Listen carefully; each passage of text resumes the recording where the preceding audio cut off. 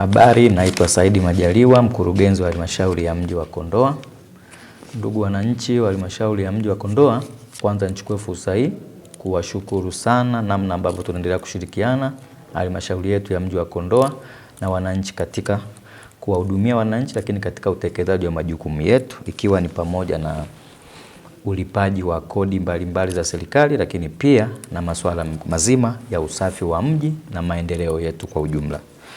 Ndugu wananchi wa halmashauri ya mji wa Kondoa, leo nimekuja kwenu, nina matangazo mawili. Moja ni kuhusu wananchi ambao halmashauri yetu ya mji wa Kondoa imewamilikisha maeneo, lakini kwa muda mrefu wameshindwa kuyaendeleza. Kama mnavyojua, sheria ya ardhi sura namba 113 imeeleza bayana kwamba mwananchi atakapomilikishwa eneo anatakiwa kuwa ameliendeleza ndani ya muda wa miaka mitatu, na sheria mbalimbali zimeeleza ambazo zinasimamia sekta yetu ya ardhi.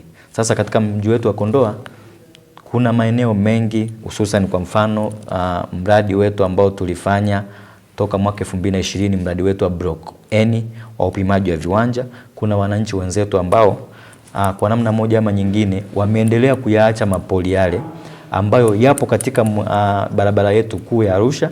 Kwa hiyo tumekuja hapa sisi leo kuwakumbusha wananchi kwamba halmashauri ya mji wa Kondoa tunatoa muda wa mwezi mmoja kwa wananchi wote ambao tuliwamilikisha maeneo katika eneo letu la Block N na maeneo mengine waweze kuendeleza maeneo yao.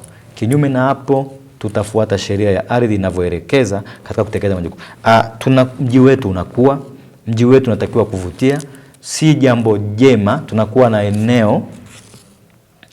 eneo ambalo limepimwa, limetambuliwa, likapangwa, likapimwa na likamilikishwa kwa mtu, lakini linakwenda zaidi ya miaka 10 bado ni vichaka. Na mbaya zaidi, wenzetu wengine hata kufanya usafi kwenye maeneo yao wanashindwa kuyafanya. Basi umeshindwa kuendeleza, nenda kafanyie usafi. Tunatamani mji wetu ukue, mji wetu ongeze.